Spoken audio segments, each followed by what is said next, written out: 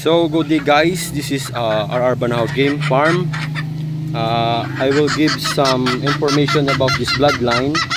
This is a gal. Okay. Yung gal natin guys, for your information, Mount Banahaw Game Farm, hindi po sila mga malalaking manok. Okay.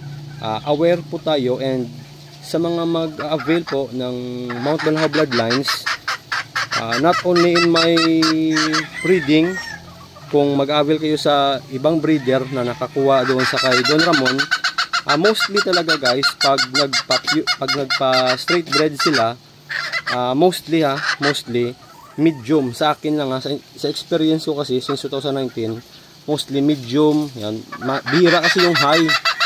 Bihira yung high station. Lalo na sa mga pullet, lightweight sila, hindi sila mga malalaking manok. Kahit pag magbisita kayo doon, o ako, nagbisita ako doon, through my experience, mga lightweight talaga sila. Bibihira yung mga malalaking manok doon.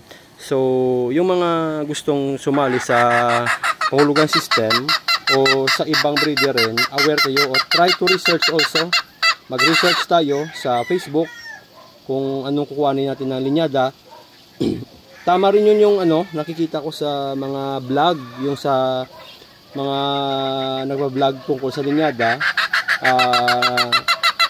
Kung anong kukunin nyo na linyada, dapat yun ang anin nyo, yung expect nyo sa linyada. Hindi yung, for example, kukuha kayo ng butcher, tapos magsasabi kayo sa breeder na maliliit yung manok, ganon. May mga malalaki ba na hindi naman sila kasi mga like other bloodlines na mga malalaking manok. So, ganun po. Yung ko lang, yung information ko lang nabibigay.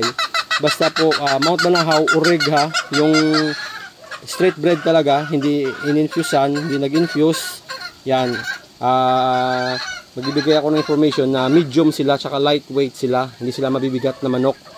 Pero, I assure naman na quality talaga yung mga, nila, yung mga offspring, mga palabas nila, tsaka uniform. Dahil nga siguro yan sa pedigree talaga na sinasabi, okay? So, aware lang tayo sa mga mag-avail. Hindi sila mga malalaking manok, hindi sila 2 kilos or 2.2, hindi. Nasa 1.8 to 1.9 yung brood stag natin.